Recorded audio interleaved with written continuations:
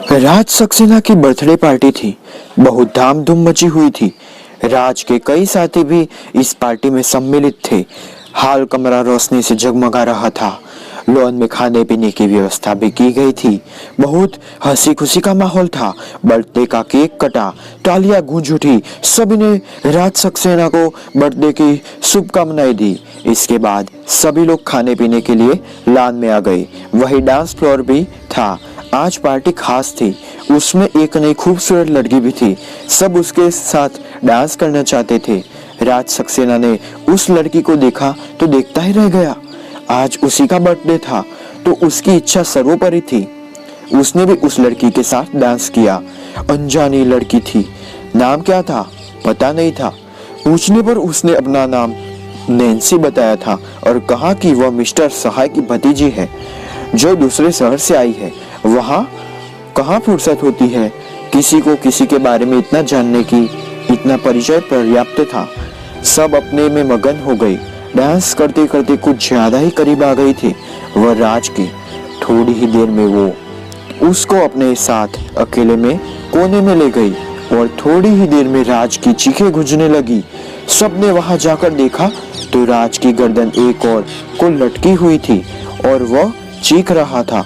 गर्दन से उसका खून चूस लिया गया था। उसने शरीर में एक बूंद भी खून नहीं बचा था। वहां गिर पड़ा वह और कुछ ही पल में उसने दम तोड़ दिया। बस अब से थोड़ी देर पहले जहां हंसी से खुशी थी वहां अब कोहराम रोना पीटना बचा हुआ था। सभी उस लड़की को ढूंढ रहे थे क्योंकि अंतिम बार राज उसके साथ डांस करता हुआ देखा गया था। उस लड़की का कहीं पता नहीं था। दोस्तों, दूसरी कहानी ऐसी है कि उधर शहर में त्राही त्राही मच गई थी। सड़क पर लोगों को एक आदमी हाथ देता हुआ दिखाई देता। जैसे ही सवारी रोकी जाती बस पर सवार हो जाता और आधी दूरी तय करने के बाद ही वह किसी न किसी सवारी को अपनी गिरफ्त में ले लेता। उसके बाद जो रूप उसका होता उसे देखकर सभी लोग बेहोश हो जाते। उसके लंबे लंबे दांत, लंबे नाखून और भयानक सब शकल दिल दहला देने के लिए काफी होती थी। वह अपने शिकार की गर्दन पर अपने दांत गड़ा देता। उसका पूरा खून चूस कर तभी उसको छोड़ता। पूरा शहर आतंक की गिरफ्त में चुका था। वह लड़की बहुत दूर एक नदी किनारे खड़ी थी जहां एक मछुआरा मछलियां पकड़ आ रहा था। नदी के किनारे अकेली लड़की को देखकर उसकी आंखें चमक उठी। उसकी आंखें हवस के डोरों से लाल हो उठी। उसने नजर उठाकर देखा, चारों तरफ दूर दूर तक कोई नहीं था। जरूर लड़की आत्महत्या करने आई होगी, उस मछुआरे ने सोचा। और किस्मत अच्छी है, मेरा दाव लग गया। उसके देखते ही देखते लड़की ने नदी में छलांग लगा दी। मछुआरा पहले ही सतर्क था। उसने भी छलांग लगाई और लड़की को निकाल कर ले आया। अब वह लड़की के साथ जबरदस्ती कर रहा था। इतनी खूबसूरत लड़की को ऐसे समय अपने पास पाकर वह इतना प्रसन्न और मदहोश था कि उसे भी ध्यान नहीं रहा कि क्या वह उस लड़की की शक्ल देखता जिसके लंबे लंबे दांत, लंबे लंबे नाखून और भयानक शक्ल हो चुकी थी। और उस लड़की ने उसके गले में अपने दांत गड़ा दिए थे। अब मछुआरा जोर से चीख रहा था और वह भयानक वैम्पायर उसका खून चूस रही थी। थोड़ी ही देर में वहां मछुआरे की लाश पड़ी थी और वह वैम्पायर वहां से उड़ चुकी थी।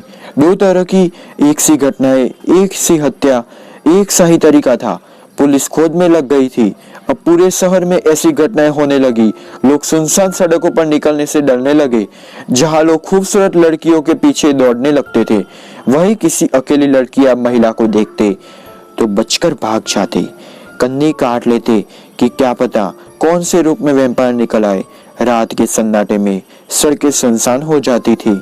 कोई नहीं निकलता था। चलती सवारी में कोई किसी आदमी को बस में नहीं बैठता था। कार नहीं रोकता था कि क्या पता कौन से रूप में शैतान आ जाए, उसका खून चूस ले। जहां एक और खोजबीन हो रही थी, वही शहर से बाहर दूर नदी के किनारे एक आश्रम में। सुबह का समय था। सूर्य की लाली चारों तरफ बिखरी हुई थी। रू आसमान प्रभा में था। आश्रम में छात्रों के मंत्र गूंज रहे थे और एक युवा सन्यासी जिसका नाम देवव्रत था, ध्यानमग्न अवस्था में बैठा हुआ था। सन्यासी देवव्रत के चारों ओर घूमी थी, दूर दूर तक उनकी प्रसिद्धि थी। बड़ी कम उम्र में ही संन्यास ले लिया था और अपनी सभी इंद्रियों पर विजय पाकर इतनी कठोर तपस्या में जीवन बिता रहे थे कि उनके दर्शन करने के लिए लोग दूर दूर से आते थे। आसपास झाड़ियों में एक लड़की खड़ी एक टक देवव्रत को निहार रही थी।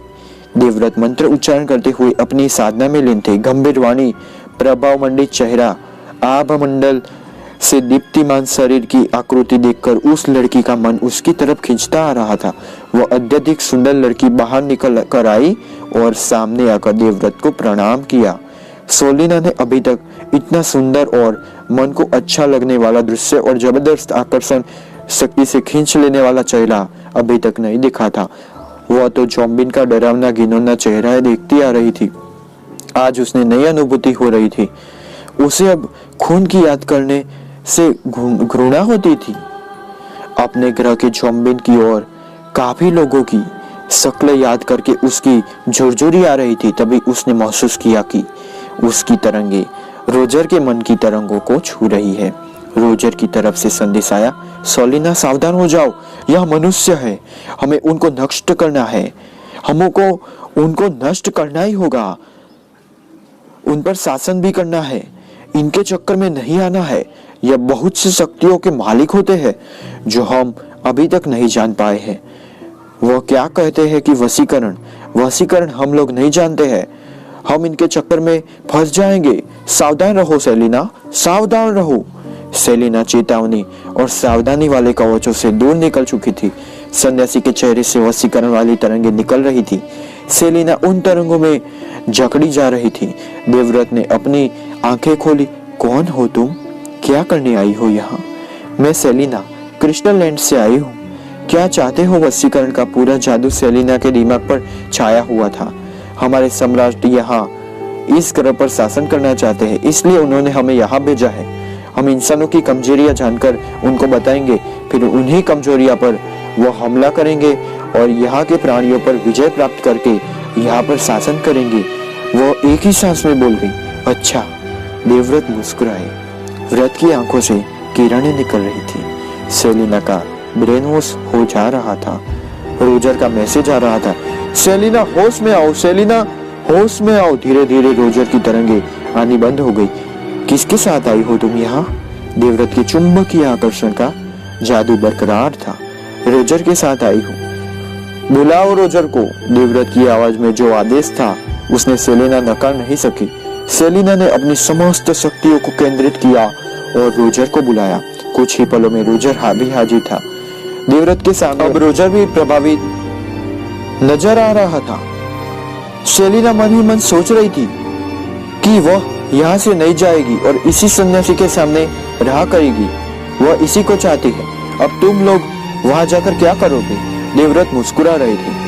हम वहां जाकर यही कहेंगे कि पृथ्वी के वासी बहुत शक्तिशाली है। उनकी नजरों में वह जादू होता है कि हम अपनी पूरी शक्ति लगाकर भी उनका कुछ नहीं कर सकते हैं।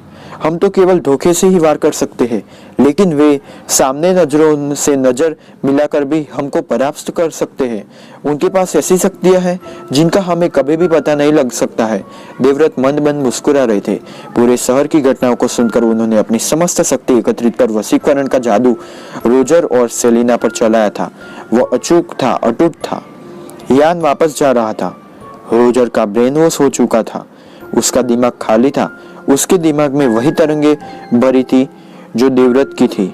सेलिना अब वहां से जाना नहीं चाह रही थी। रोजर उसको जबरदस्ती लिए जा रहा था। चलो सेलिना, यह हमारी धरती नहीं है, यह हमारा ग्रह नहीं है, हम यहाँ नहीं रह सकते हैं। हमारा इनका मेल नहीं हो सकता है, लेकिन मैं यही रहना चाहती हूँ। सेलिना रो रही थी और देवव्रत के सामने विनती कर रही थी कि वह उसको यहाँ रहने दे। उसका यह हाल देखकर देवव्रत भी थोड़ा व्यथित हुए। फिर उन्होंने कहा, जाओ सेलिना, तुमको जाना तो है ही। यही कुदरत का नियम है। जैसा कुदरत ने हमको बनाया है, हमें वैसा ही रहना है। भारी मन से सेलिना पीछे घूमती हुई देखती जा रही थी। फिर वह अपने यान पर चढ़ी।